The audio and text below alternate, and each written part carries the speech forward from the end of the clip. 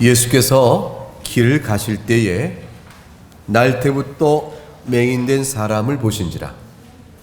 제자들이 물어 이르되 랍비여, 이 사람이 맹인으로 난 것이 누구의 죄로 인함이니까? 자기니까 그의 부모니까? 예수께서 대답하시되 이 사람이나 그 부모의 죄로 인한 것이 아니라 그에게서 하나님이 하시는 일을 나타내고자 하심이라. 때가 아직 낮음에 나를 보내신 이의 일을 우리가 하여야 하리라. 밤이 오리니 그때는 아무도 일할 수 없느니라.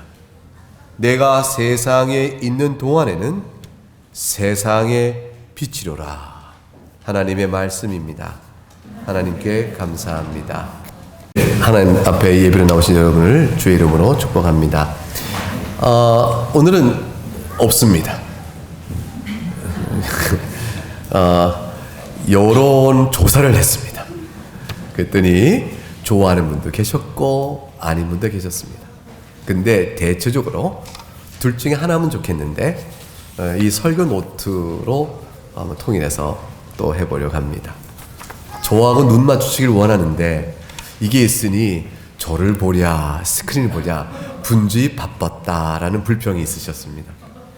저 또한 여러분을 쳐다보니 저를 보는지 위를 보는지 저분이 뭘 보는지 제 마음에 복잡한 생각이 있었는데 그래서 스크린 대신에 우리 설교 노트 같이는 좀 나가죠? 요 순서를 잘 보시면 설교 흐름을 따라오시는 데는 어려움이 없을 겁니다. 일찍 나오셔서 먼저 이것을 쭉 살펴보시면 물론 도움이 되겠습니다. 그러면 복된 주의 말씀을 지금부터 전하도록 하겠습니다. 어떤 사람이 환난이나 고통을 당하는 걸 보면 그것을 무엇이라고 신앙적 관점에서 말할까? 그것이 이제 그 사람의 죄 때문이요. 그것이 그 사람의 죄를 미워하시는 하나님의 징벌이다. 이렇게 말할 수 있을까? 만약 그렇게 말한다면 도리어 여러분이 당하는 환난과 고통을 여러분은 뭐라고 말씀하시는가? 이것을 돌아봐야 합니다. 다른 사람이 당하는 환난이나 어떤 고통이 있으면 그것은 저자는 우리가 알지 못하는 죄 때문에 저렇게 하나의 형벌을 받는 것일 거야. 이 생각을 쉽게 할 수 있지만 그러나 자신이 어떠한 고통이나 환난을 당하면 아니 내가 이런 일을 당할 만한 도대체 얼마나 많은 죄가 있다고 그러시는가? 라고 하여 인정치 않는 우리들의 내면의 태도를 우리가 다 압니다. 제자들의 질문은 그 당시에 통속적인 유대인들의 대중적인 생각을 잘 반영한 질문이었습니다. 랍비요, 선생님, 저 나면서부터 맹인된 자가 있는데 저자의 이 맹인됨이 누구의 죄 때문입니까? 자기 죄입니까? 아니면 부모의 죄입니까? 이렇게 물어봤습니다. 이 질문 속에 담겨 있는 신학적인 다툼이 있습니다. 그건 뭐냐면 자기 죄라면 낫기도 전에 죄를 범할 수 있습니까? 그렇다면 어떤 일이 있어야 되는 것입니까? 라는 질문이요. 만약 부모의 죄 때문이라면 아니 부모의 죄 때문에 나면서부터 맹인이 되다니 이게 공평한 일일 수 있겠습니까? 라는 식의 질문이 그 안에 있는 것입니다. 그렇기 때문에 나면서부터 장애를 갖고 있는 사람들은 늘 보는 자연스러운 현상의 일부이기 때문에 이것을 어떻게 해석하고 볼 것이냐에 대해서 유대 사회 속에 나름대로 통속적인 대중적인 이해가 있었고 그런 이해가 정당한가라는 것은 지금 주님께 물어보겠다고 질문을 던진 것이죠. 칼빈 선생은 이 부분을 주석하면서 이렇게 얘기합니다. 환난이나 고통을 당한 사람의 경우 그것을 그 사람의 죄 탓으로 돌리는 일반적인 생각들이 만연했는데 그 생각을 매우 위험하고 잘못된 생각이다 그건 전제가 잘못됐고 오류가 있다. 이렇게 말하며 한 5가지 정도를 얘기를 합니다. 첫 번째 하나는, 만일 그런 생각을 하는 사람들이 있다면 그것은 자신의 죄는 가볍게 보고 다른 사람의 죄는 하나님의 증오와 진노의 심판을 받을 만한 것이라고 보는 그런 인식의 오해 때문이다. 만일 어떤 사람이 그 형벌을 받아서 그런 것이다 라고 그 사람의 죄를 묻는다면 자기는 그보다 더 큰 죄인이므로 그 더 큰 형벌을 받을 수 있을 것이라는 생각 자체를 안 한다는 것이죠. 그러니까 그런 남을 향한 비방 속에는 자기의 죄를 심상히 보고 다른 사람의 죄는 매우 심상치 않은 것으로 보는 그러한 잘못된 전제가 있다라고 말을 했습니다. 그러니 잘못된 거라는 거죠, 판단이. 두 번째는, 다른 사람의 똑같은 논리 속에서 다른 사람은 구원에 받지 못할 심판을 받은 것이라, 저 사람이 징벌받는 거니 저 사람은 구원받지 못한 하나님의 자녀가 아니구만. 하나님의 자녀라면 저렇게까지 형벌 받을 수가 없지. 그 사람이 당한 고통의 크기를 보고 아예 하나님의 자녀가 아닌 양 제쳐버리는 영적 판단의 오만함을 범한다는 것이죠. 자기 죄는 역시 똑같은 이유입니다. 자기 허물은 아주 가볍게 본다는 것이에요. 이러한 무지는 하나님이 행하시는 징벌과 고통을 내려주시는 이 땅에서의 섭리 활동에 대한 3가지를 또 몰라 사는 일입니다.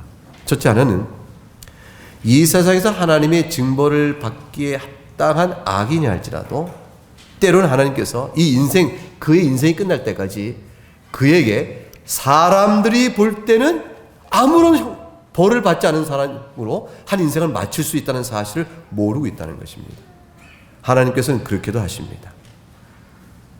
하나님께서는 저 원수 마귀 같은 저놈은, 저자는 살다가 벼락 맞을 놈인데, 세상이 다 아는 악행한 사람인데 벼락은 고소하고 비 한 방울 맞지 않고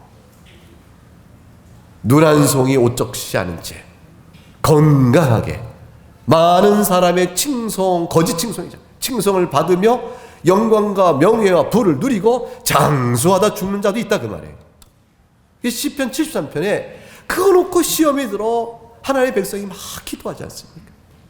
언제까지 주님, 언제까지 이스라엘의 참되게 마음을 정결케 하고 손을 깨끗이 신 자의 모든 신앙적 경건이 헛된 것이 되겠습니다라고까지 탄식하며 울며 기도합니다. 악이 도리어 승하기 때문이죠. 하나님께서는 그러기도 합니다. 왜 그러실까요? 내세에 있어 그가 받을 심판의 무게를 더하시는 거예요. 이 세상에서 악을 행했으나 무사히 형벌받지 않고 넘어간다고 하여 그것이 하나님이 주무시는 것이 아니고 모르시는 것이 아닙니다. 하나님께서 내세에 받은 형벌을 더하시기 위하여 그렇게도 하십니다. 그러니 그 하나님의 뜻은 알 길이 없는 것이죠.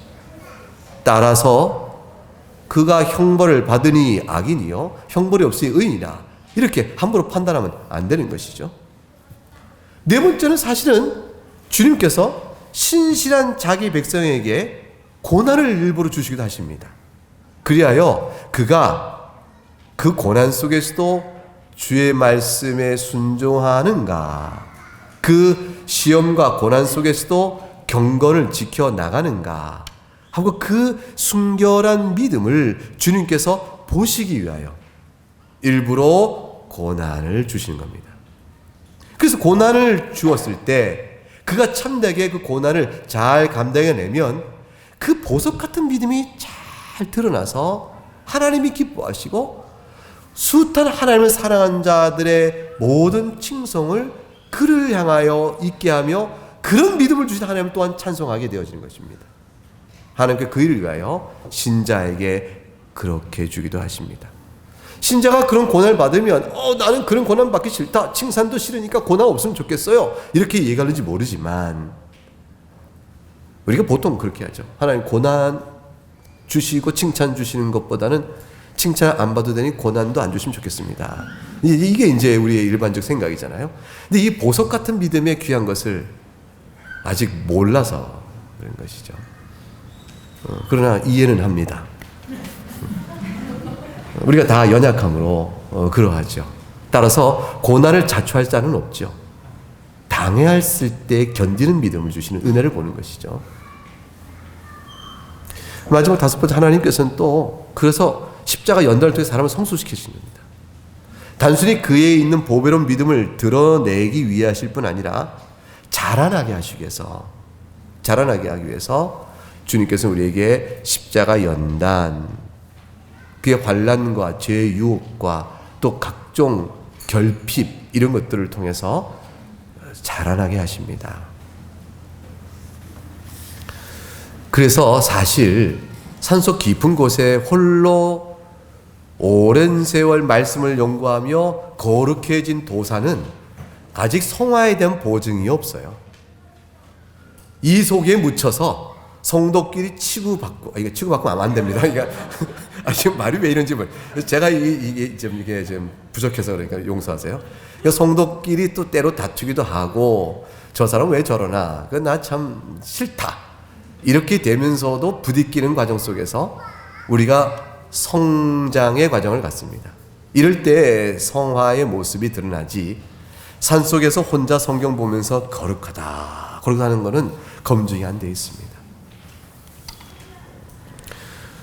하나님을 사랑하고 이웃을 사랑하는 데 있어서 계명의 온전한 성취가 있다는 말씀은 홀로 하나님을 사랑하는 것이 아니요, 이웃 사랑을 통해 그 사랑이 증거된다는 데 있으니 그 이웃은 보이는 형제가 제일 먼저 앞서는 겁니다. 보이는 형제를 사랑하지 아니하고 보이지 않는 하나님을 어찌 사랑하겠느냐, 이렇게 말씀하신 내용 속에 있죠. 그래서 교회 안에서 성도가 어우러져 살아가는 이 교통은 실로 중요한 것입니다. 왜? 상처 속에서 견뎌나가는 힘을 얻은 것이죠. 그래서 상처를 받으면 무엇을 보게 될까요? 자기를 보게 되어지죠. 내 또한 상처를 주는구나를 보게 됩니다. 그래서 욥의 시험 속에서 욥의 세 친구들이 욥에게 행한 많은 논증의 치명적인 문제는 욥의 고난은 욥이 죄인한 데 있다는 전제 때문이었습니다. 욥기 4장 7절 한 절만 보면 생각하여 보라, 엘리바스라는 사람이 그래요. 생각하여 보라, 죄 없이 망한 자가 누구인가? 정직한 자의 끊어짐이 어디 있는가? 정직한 자는, 하나님 앞에 정직한 자는 끊어지는 법이 없고, 그리고 죄 있으면서 망하지 않은 자가 없으니, 그러니 너가 지금 이 망하게 된 것은 하나님 앞에 죄인한 사실이요, 그 증거를 왜 달리 무엇을 명하는 게 맞는가? 라고 몰아세웠습니다. 잘못된 견해인 것입니다. 사람이 받는 혹은 겪는 어떠한 고통이나 환난이나 어려움이나 징벌이나 슬픔이나 그 괴로움은 전혀 그 원인이 무엇인지 사람 보기에 뚜렷하게 하나님과 관점에서 밝혀지는 것이 아닙니다. 예컨대 가장 극단적인 예를 보면 베드로나 바울 같은 사도들의 형편을 보면 어떻습니까? 베드로나 바울들 같은 사도들은 다 죽었어요. 다 신앙 때문에 어려운 가운데 세상을 떠납니다. 고린도전서 4장 9절부터 13절 말씀을 보면 이렇게 기록되어 있습니다. 고린도전서 4장 9절부터 13절 말씀에 내가 생각하건대 하나님이 사도인 우리를 죽이기로 작전된 자같이 끄트머리에 두셨으며 우리는 세계 곧 천사와 사람에게 구경거리가 되었노라. 이런 자를 어떻게 사도로 볼까요? 이런 자를 예수 믿어 얻는 게 도대체 뭐라고 하겠어요? 10절에 우리는 그리스도 때문에 어리석으나 너희는 그리스도 안에서 지혜롭고 우리는 약하나 너희는 강하고 너희는 존귀나 우리는 비천하여 바로 이 시각까지 우리가 줄이고 목마르며 헐벗고 매맞고 정처가 없으며 또 수고하여 친히 손으로 일하며 모욕을 당한 즉 축복하고 박해를 받은 즉 참고 비방을 받은 즉 권면하니. 나머지 같이 읽어볼까요? 13절. 우리가 지금까지 세상의 더러운 것과 만물의 찌꺼기 같이 되었도다. 이 결국을 보면 이 사도들이 믿는 예수의 신앙이요 하나님 나라 자녀됨에 대한 모든 증거가 어떻게 인정이 되겠습니까? 아니 그 꼬라지가 되려고 예수를 믿어? 아니 그 인생 살려고 예수를 믿나? 세상이 원하는 증거와는 반대의 결국이 되어지죠. 세상이 보는 증거로 보면요, 그런 결국은 망한 인생입니다. 이거는 멸망받은 거죠. 너희가 믿는 하나님이 너희를 버렸다가 되어집니다. 하나님의 징벌을 받아 너희가 뭔진 몰라도 그렇게 됐다라고 할 만한 것이죠. 그러나 고린도서 4장 1절과 2절은 이 방금 읽었던 절을 시작하기에 앞서서 이렇게 사도 바울은 얘기합니다. 사람이 마땅히 우리를 그리스도의 일꾼이요 하나님의 비밀을 맡은 자로 여겼죠. 그러고 나서 2절에 이렇게 기록되어 있죠. 찾으셨으면 혹시 읽어볼까요? 그리고 맡은 자들에게 구할 것은 충성이니라. 충성 하나가 하나님 보시는 거예요. 말하자면 신실함입니다. 하나님의 교훈과 말씀과 사명 앞에 그냥 신실한 거 하나 보는 것이지 그것으로 족한 것이에요. 신자로 말씀 따라 살아가는 것 그 하나로 족한 것입니다. 그것이지 세상이 보듯 충성되면 영화를 누리고 영화를 누리지 못하고 반대로 징벌 가운데 있으니 충성고사하고 불순종하여 벌받은 것이다. 이렇게 연결할 수가 없는 것입니다. 그러니 사도 스스로 자신이 받은 고난을 어떻게 이해했냐면 고린도후서 1장 8절과 9절에 이렇게 말합니다. 자신이 받은 고난에 대한 사도적 해석은 이것입니다. 한번 찾으셨으면 같이 읽어보십시다. 고린도후서 1장 8절과 9절 시작. 형제들아 우리가 아시아에서 당한 환난을 너희가 모르기를 원하지 아니하노니 힘에 겹도록 심한 고난을 당하여 살 소망까지 끊어지고 우리는 우리 자신이 사형 선고를 받은 줄 알았으니 이는 우리로 자신을 의지하지 말고 오직 죽은 자를 다시 살리시는 하나님과 의지하게 하려 하심이라. 하나님만 의지하게 하려 하심으로 우리가 이 고난의 모든 과정을 따라 살아왔다. 이것이 사도들의 사역적 관점에서뿐 아니라 사도들은 사역 자체가 자기 인생이었습니다. 사역 따로 인생 따로 있는 것이 아니고 사도들은 그런 인생을 사는 것이에요. 사역자로서 사도라는 부르심을 받은 그 인생을 산 것입니다. 여러분은 어떤 인생을 사세요? 모든 신자는 신자로서 인생을 살고 있는 것이죠. 복음 따라 살아가는 신자의 인생이 그게 사도적이든 아니든 우리는 각각 직업이 무엇이고 부르심의 소명이 각각 어떤 것이건 간에 이 땅에 각각 다양한 인생의 모습을 살아가는데 그런데 그 인생살이 속에서 한 가지 얘기하는 것입니다. 그것이 어떤 것든지 하나님을 더욱더 의지하게 하려 하십니다. 그게 정답이에요. 내가 예수 믿고 살아보니 주님을 더욱더 의지합니다. 이거 외에 인생살이의 신앙의 답이 뭐가 더 남습니까? 그런데 이게 낙심이 아닙니다. 더욱더 의지해 살아가는데 성도 마음속에는 행복감이 있는 거예요. 감사가 있는 거예요. 의지할 주님이 있으니까. 의지할 주님이 있으니까. 믿음의 선진들은 어떻게 살았을까요? 히브리서 11장 35절과 40절에 보니까 이렇게 기록되어 있네요.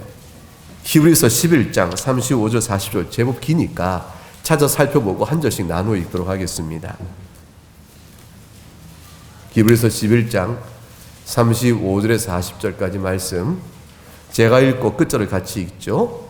여자들은 자기 죽은 자들을 부활로 받아들이기도 하며 또 어떤 이들은 더 좋은 부활을 얻고자 하여 심한 고문을 받되 구차히 풀려나기를 원하지 아니하였으며 또 어떤 이들은 조롱과 채찍질 뿐 아니라 결박과 옥에 갇히는 시련도 받았으며 돌로 치는 것과 톱으로 켜는 것과 시험과 칼로 죽임을 당하고 양과 염소의 가죽을 입고 유리하여 궁핍과 환난과 학대를 받았으니 이런 사람은 세상에 감당하지 못하느니라.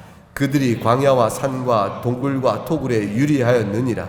이 사람들은 다 믿음으로 말미암아 증거를 받았으나 약속된 것을 받지 못하였으니 이는 하나님이 우리를 위하여 더 좋은 것을 예비하였은즉 우리가 아니면 그들로 온전함을 이루지 못하게 하려 하심이라. 사랑하는 여러분, 우리가 글로 읽었지만 이 글로 읽은 내용이 이게 어떤 일입니까? 이게 조롱과 채찍과 결박과 옥에 갇힌 시련, 돌로 치는 것, 톱으로 키다니요. 톱으로 켜는 것이라니. 시험과 칼로 죽는 것이라니. 영과 염소의 가죽을 입고 유리하며 돌아다니며 궁핍과 환난을 당한다니. 이게 어떤 인생이에요? 이 인생을 믿음의 선진들이 믿음 때문에 살아왔다라고 말합니다. 그런데 이 모든 것들이 다 하나님께서 온전함을 이루기 위한 것이요 더 좋은 것을 예비하고 주시게 함이라 되어 있습니다. 성도의 인생이 신앙의 관점에서 보면 그런 것입니다. 그러니 누가 성도끼리 어떤 사람이 당하는 환난을 손가락질하며 수군대며 저자가 벌받아 그렇다 말을 할 수가 있겠어요? 그 일은 사람이 할 말이 아닌 것이에요. 하나님께서 징계의 매를 대시기도 하시지만 하나님과 그 사람 사이에 고백되고 이끌림받고 사랑하는 하나님과 그 사람의 비밀한 사랑의 내용인 것이에요. 징계는 사랑이란 말이에요. 그 사랑의 손길 가운데 하나님이 그에게 주시는 이 만지심을 다른 이들은 모르는 것이에요.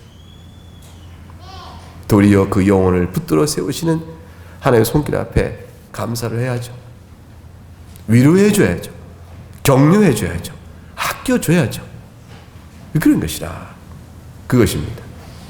신앙의 성장과 성숙이 다 그런 것입니다. 연약하여 믿음이 아직 부족하여 하나님의 말씀의 교훈을 담아 바라보기보다 자기 성정과 세상 사람 사는 식으로 사물을 바라보고 판단하는 그 눈길들을 너그러 볼 수 있어야 하는 것이죠. 다 주의 사랑 가운데 있을 줄 알아야 되는 것, 그런 것이 우리에게 필요합니다. 그러니 우리는 다른 사람의 고난을 함부로 판단하면 안 됩니다.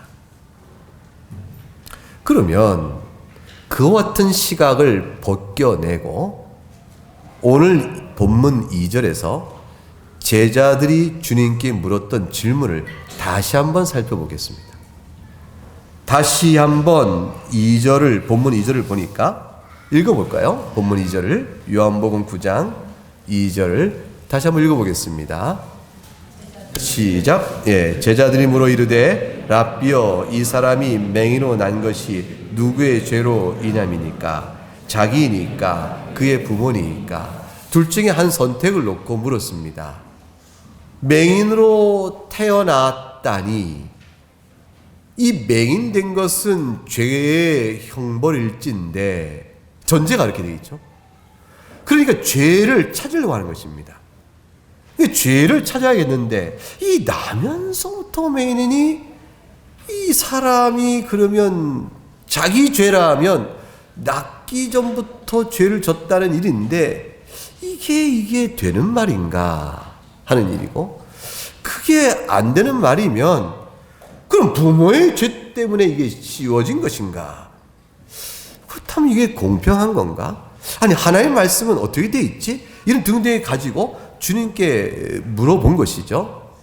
물어볼 때에 첫 번째, 왜 자기 죄입니까? 라고 물어봤을까요? 그냥 나면서부터 죄를 졌으니 이 자가 스스로 죄를 범할 기회는 없었을 것이 분명한즉, 이 자가 맹인된 것은 하나님의 형벌이 분명한즉, 두 가지 전제를 놓고 그러므로 하나님의 형벌이요 이자의 죄는 아닐 터인즉 그러면 누구의 죄 때문에 이자가 당했을까? 아, 그거야 부모겠다 라고 이렇게 넘어가서 주님, 이자가 맹인이 된 것이 부모의 죄 때문이죠, 이렇게 판단하여 물을 수도 있잖아요. 근데 자기의 죄 때문입니까? 부모의 죄, 이렇게 선택하여 물은 것은 이들 마음속에 혹시 낳기도 전에 이자가 범한 죄가 있을 수도 있겠다라는 나름의 어떤 조심스러운 전제가 있는 겁니다. 어떤 생각을 했기에 낳기도 전에 죄가 있을 거라고 생각했을까요? 그게 유대인들이 가졌던 통속적인 이해가 있었어요. 유대인들 가만히 인생을 관찰하니 낳기도 전에 죄를 이렇게 그 문제를 안고 나온 사람이 있단 말이에요. 태어날 때부터 이미 선천적으로 기형 또는 불구 이런 장애를 갖고 태어난 분들이 있단 말이죠. 그러니 이제 해석을 할 텐데 그들 가운데 어떤 해석이 있었냐면, 아, 이건 말이야 죄 때문에 당한 건데 이 사람이 태어나기 이전에 이미 전생에 죄를 지은 게 있었다네.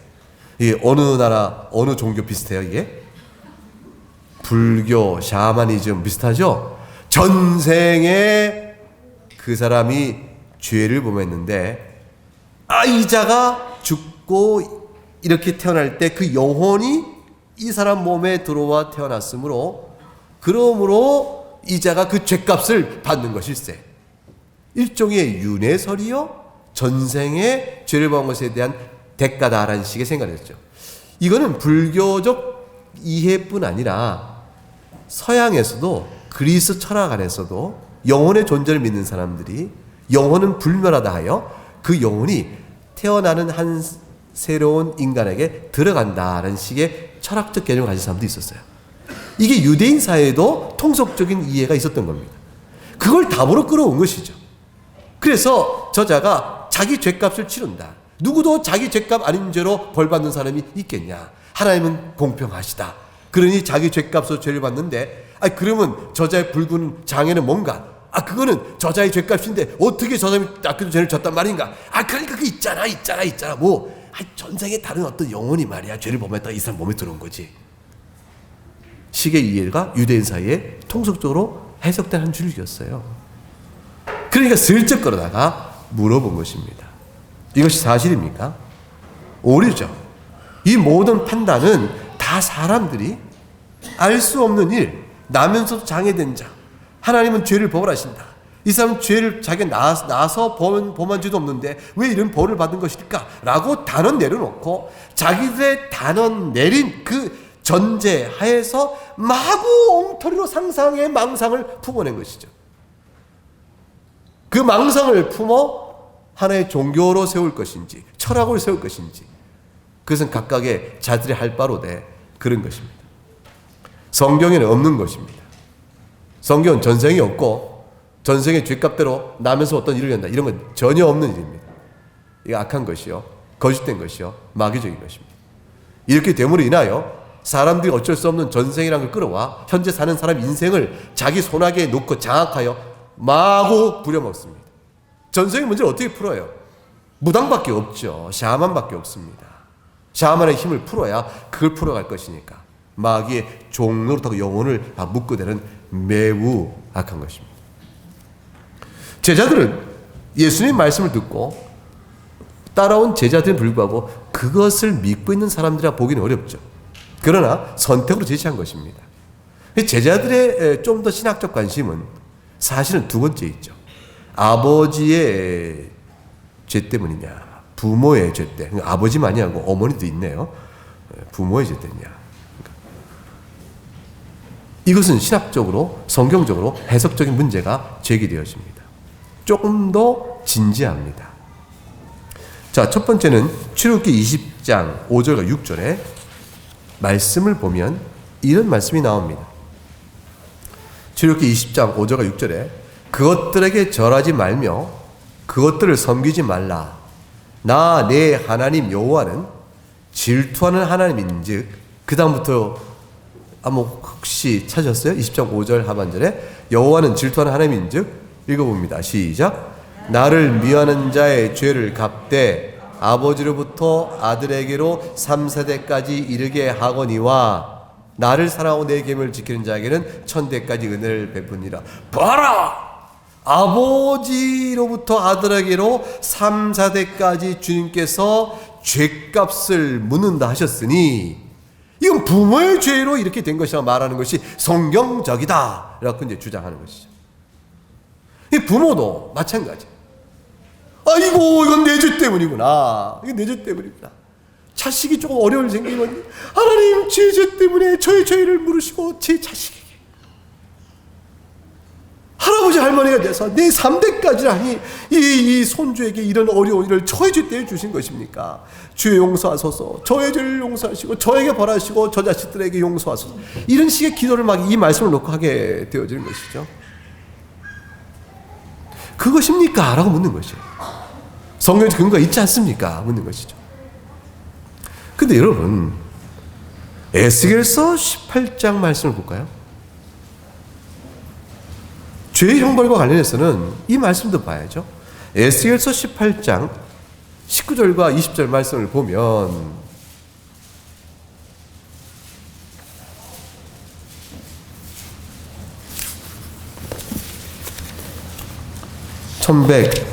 1174장 제가 가진 거는 그런데요.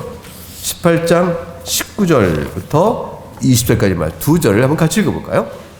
그런데 너희는 이르기를 아들이 어찌 아버지의 죄를 담당하지 아니하겠느냐 하는도다.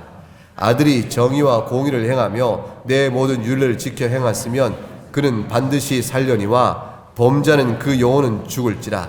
아들은 아버지의 죄악을 담당하지 아니할 것이요 아버지는 아들의 죄악을 담당하지 아니하리니 의인의 공의도 자기에게로 돌아가고 악인의 악도 자기에게로 돌아가니라. 하나님께서는 그 사람의 죄를 그에게 물으시지 다른 사람의 죄를 그에게 묻지 않으신다.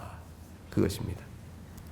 18절에 너희는 말하기를 아버지의 죄를 아들이 담당한다 이렇게 말하지만 내가 말하거니와 아들이 정의와 공의를 행하고 율례를 지키면 절대로 아버지가 죄인을 하여 그가 벌을 당할 일이 없다라고 말씀하는 거예요. 그러면 이 말씀 속에 아주 중요한 한 가지 사실이 있죠. 아버지가 죄를 범하여 아들도 죄를 범하고 형벌을 당하는 경우라면 결국 어떤 일입니까? 아버지가 죄를 범했는데 아들이 돌이켜 회개하여 주의 말씀대로 오면 그 아들은 아버지의 죄 때문에 벌을 받아요? 안 받아요? 안 받습니다. 근데 아버지가 죄악을 범하여 형벌을 받았는데 그 아들도 형벌을 받습니다. 그럼 그 아들은 대개 어떻게 해서 형벌을 받는 것일까요? 1. 돌이켜 회개하고 경건하게 살아서 형벌받는다. 그랬음에도 불구하고 2. 그도 아벨을 닮아 죄를 행했기 때문에 벌을 받는다. 어느 1번이 맞아요? 2번이 맞아요? 2번이 맞다는 걸 주님 말씀하시는 거예요. 그러면 출애굽기 20장의 말씀은 뭡니까? 나를 미워한 자의 죄를 갚되 아버지부터 아들에게까지 3세에 이르게 한다는 말씀의 뜻은 뭐죠? 아비의 죄의 영향력이 그 부패하고 악한 습관과 그 태도와 그 모든 본의 영향력이 그게 원죄 아래 부패하게 태어난 자식에게 얼마나 강하게 역사하겠느냐. 그 아들도 부패한 성품에 따라 아비의 악행의 담담을 얻어 더욱더 죄를 범하는 일이 있게 될 것이요. 그것이 3대, 4대까지 이 악행이 흘러갈 수 있다는 것이에요. 이거는 그러므로 너희가 죄의 영향력이 너희가 그렇게 아끼는 자식에게까지 미칠 만한 영향력의 강함을 생각하여 지금이라도 돌이켜 주 앞에 회개해라. 그 말씀을 하시는 거예요. 그러면 이 말씀의 뜻 속에는 하나님께서 악인의 자손은 돌이켜 회개하여 구원받는 은혜를 안 베푸시겠다는 뜻입니까? 라는 질문에 대해서는 그런 뜻은 아니에요. 주님께서 아버지부터 아들에게까지 3대까지 그 죄에 대한 죄값이 이르게 하겠다라는 말씀의 뜻은 하나님께서 악인의 자녀라도 택하여 구원하시는 그런 일을 안 하시겠다는 뜻을 말씀하신 것이 아닙니다. 다시 말하면 이 말씀의 뜻은 하나님의 작정을 뜻하는 것이 아니에요. 하나님의 작정적 의지가 아니고 교훈입니다. 죄의 부패성이 그리 강하니 아비들아 너희 때에서 죄를 돌이켜라. 너희 자식들이 너희의 부패성을 받아 그들이 또한 악을 범할 것을 염려하라. 그렇게 해서 그들이 돌아오도록 하시는 주님의 교훈의 말씀이에요. 그러나 우리가 다 알거니와 악인이 그렇게 심한 악인이 할지라도 그 자식 때에 하나님의 작정이 있으면 그 예정적 구원이 있을 때는 그도 돌이켜 구원받는 일을 우리가 보는 것입니다. 그것은 출애굽기 20장의 말씀에 적용이 안 되거나 틀린 것이 아니라 20장의 말씀은 아비들에게 주는 교훈인 것이에요. 여러분의 부모님이 신앙생활 하지 아니하고 악하지만 여러분 때의 믿음이 있을 수 있는 것이고, 이 세상에는 그 부모가 세상에 없는 악인이 할지라도 그 자식 때에도 구원의 은혜의 빛은 비출 수가 있으니, 그것은 하나님의 작정에 따라서는 누구라도 구원해 내십니다. 그러므로 이 자에 나면서도 맹인된 자를 부모의 죄값으로 이렇게 되어진다라고 보는 것은 잘못된 견해인 것이죠. 예수님께서는 이렇게 답을 주십니다. 오늘 요한복음 9장에 예수님께서 3절에 무엇이라고 답을 주셨죠? 이 사람이나 그 부모의 죄로 인한 것이 아니라 하셨습니다. 첫 번째는 이 사람이나 그 부모의 죄로 인한 것이 아니라, 죄로 인한 것이 아니라는 말은 죄가 있다는 거예요, 없다는 거예요? 죄는 있다는 것이죠. 있는 죄가 있는데 그 있는 죄로 인하여 맹인된 것은 아니라는 뜻입니다. 죄로 인한 것이 아니라는 것을 죄가 없는 걸로 생각한다면 이것은 맹인되었다는 것을 죄에 인한 것이라고 볼 때 예수님께서 이 경우는 아주 예외적으로 죄가 없는데도 생긴 것이다. 그 다음 말씀, 하나님의 영광을 나타내 보이란 것이다 라는 해석이 나와버려요. 그러면 모든 맹인된 것은 죄로 인한 것이라는 원칙은 살아남게 되어집니다. 주님은 그렇게 말씀하는 것이 아니에요. 이 사람이나 이 부모도 죄인이라. 그러나 이 자가 맹인된 것을 이 자의 죄나 부모의 죄와 연관시켜 해석하는 것은 잘못된 것이라. 사람이 불행과 비참과 환난을 당하고 고통을 당할 때 그 일을 기계적으로 그 사람의 죄나 그 부모의 죄와 연관시켜 해석할 수가 없다라고 말씀하시는 거죠. 그러면 이 맹인된 것은 무엇 때문입니까? 그러면 인간사에 있는 모든 불행과 그 비참함은 모든 인간이 죄 아래 사는 인생을 살기 때문에 그렇습니다. 우리 모두 다 죄 아래 사는 인생들의 그 비참함과 슬픔을 피할 수 있는 사람은 아무도 없습니다. 우리가 병이 들고 우리가 사고를 당하고 우리가 죄 중에 있어서 내 죄가 아니어도 슬픔이 다가올 수 있어요. 내 죄가 아니어도 고통을 당할 수가 있어요. 이거는 그 개인의 구체적인 죄와 연결할 수 없는, 인간이 이 땅에 사는 동안에 죄 아래 사는 슬픔 속에 우리가 다 놓여 있어요.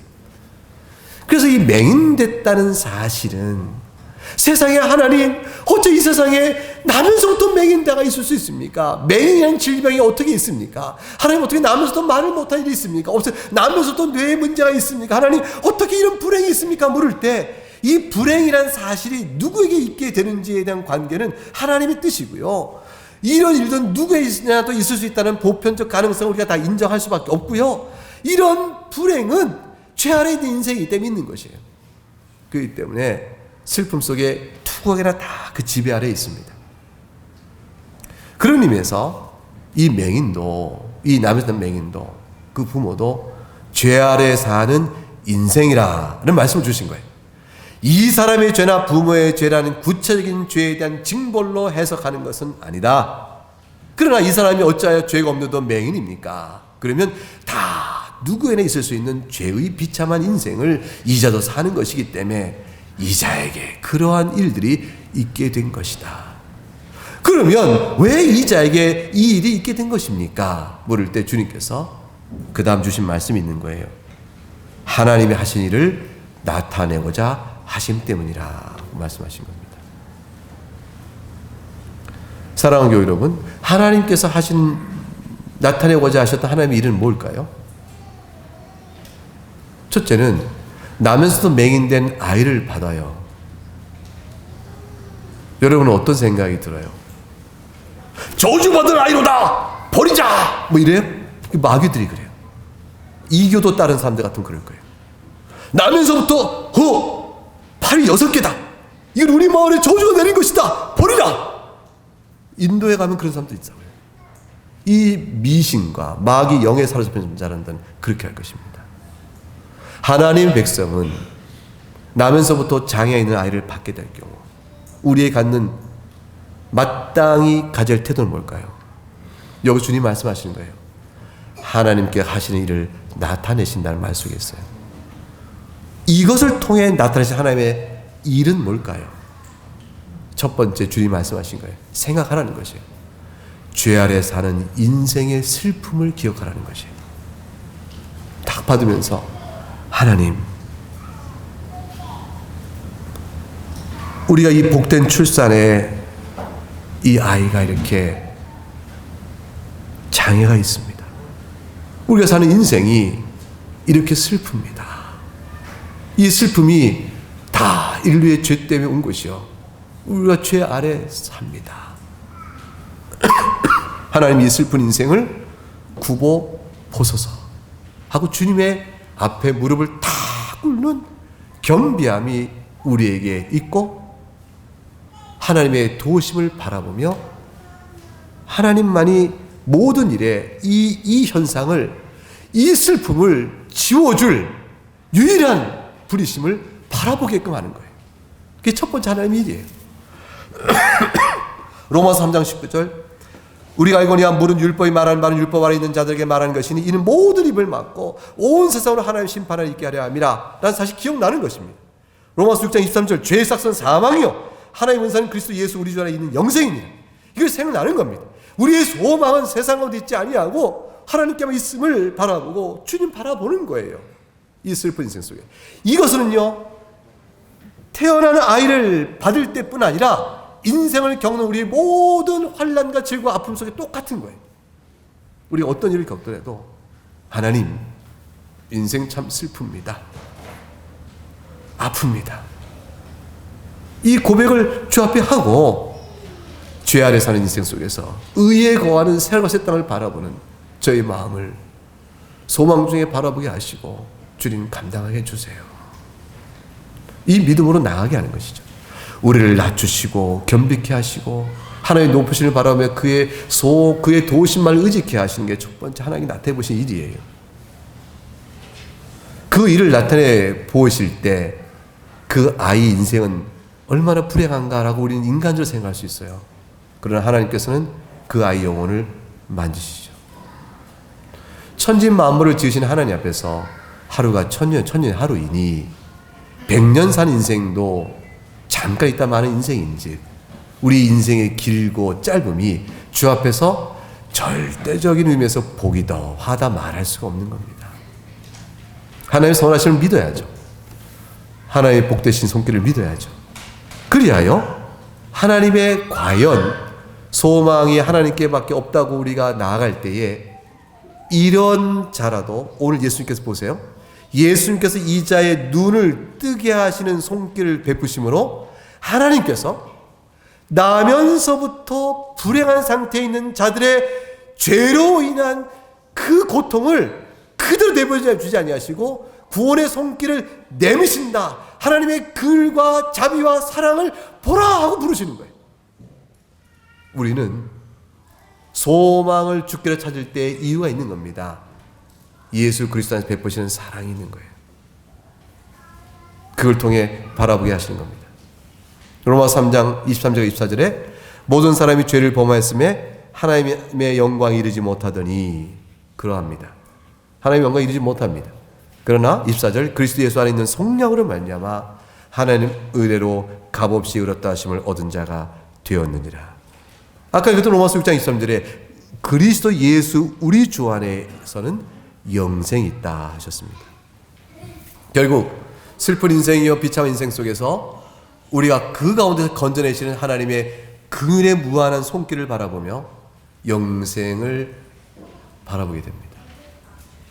그 손길을 의지하면서 그것이 이 세상 속에서 나면서부터 불행한 자를 향해 주님이 나타내 보시는 일이요, 더 나아가 연장성 속에서 우리 인생 중에 겪는 많은 환난과 슬픔에 대한 것을 나타내 보이심도 같은 원리에서 해석될 수가 있습니다. 4절과 5절을 읽어보겠습니다. 시작. 때가 아직 낮음에 나를 보내신 이의 일을 우리가 하여야 하리라. 밤이 오리니 그때는 아무도 일할 수 없느니라. 내가 세상에 있는 동안에는 세상의 빛이로라 하셨습니다. 사랑하는 교우 여러분, 때가 아직 낮이라 했으니 주님께서 이 땅에 계신 때를 의미하는 거요. 나를 보내신 이 일을 우리가 하여야 하리라 하셨으니 사실 주님께서 성육신하여 이루시는 구원의 사역은 주님 홀로 지시는 일인데 우리가 하여야 하리라고 하셨어요. 이 일은 주님이 홀로 이루시는 일을 증거하여 온 나면서부터 맹인된 자를 눈뜨게 하는 이 구원 사역을 우리가 같이 감당한다는 사실을 의미하죠. 낮이라. 밤이 오면 아무도 할 수 없으니, 이 말은 유비적이에요. 하나님 주님께서 이 땅에 오셔서 구원 사역을 이루시는 주님의 일생을 보면 33년의 33년의 인생 속에 3년의 공생의 일, 그 구원 사역을 이루시는 그 일, 약속을 성취하시는 일, 이게 낮의 때예요. 주님이 일하시는 때예요. 그런데 그 일로 이루어진 복음을 들고 교회를 세워 만방하게 복음을 전하게 하시는 이 일은 여전히 낮의 때예요. 지금 우리를 통하여 주님이 행하신 구원 사역의 일이 낮의 때로 비춰주고 있는 것이죠. 주님이 죽으시고 밤이 왔으나 이 복음의 전도의 사역이 그칠 때가 오면 밤의 사역이 되어집니다. 아담 때로부터 지금까지 주님께서 그의 택한 영혼들을 그리스도의 약속의 말씀을 보고 오신 그리스도를 바라보고 다시 오실 그리스도를 바라보며 살아가도록 하는 모든 성도들 불러 모으시는 일은 주님이 지금 여기서 말씀하신 우리의 하여야 할 일이 있다는 말씀과 같은 것입니다. 그 일은 세상의 빛이라 하신 말씀으로 요약됩니다. 예수님께서 맹인의 눈을 떠주시는 사건을 앞두시고 빛이라 했습니다. 빛은 보게 하는 것입니다. 우리는 원죄 아래 다 나면서부터 맹인들입니다. 진리에 어둡고 생명을 알지 못한 채 나는 그 맹인들입니다. 다 원죄 아래 이 세상의 슬픔과 비참함과 아픔 속에서 태어난 자들입니다. 그런데 우리 눈을 주님이 뜨게 하셨습니다. 주님의 구원 사역으로 영생을 얻게 하신 겁니다. 이 은혜가 얼마나 큽니까? 이 사랑이 얼마나 큰지요. 그것보다 귀한 거 이 세상에 어디 있어요?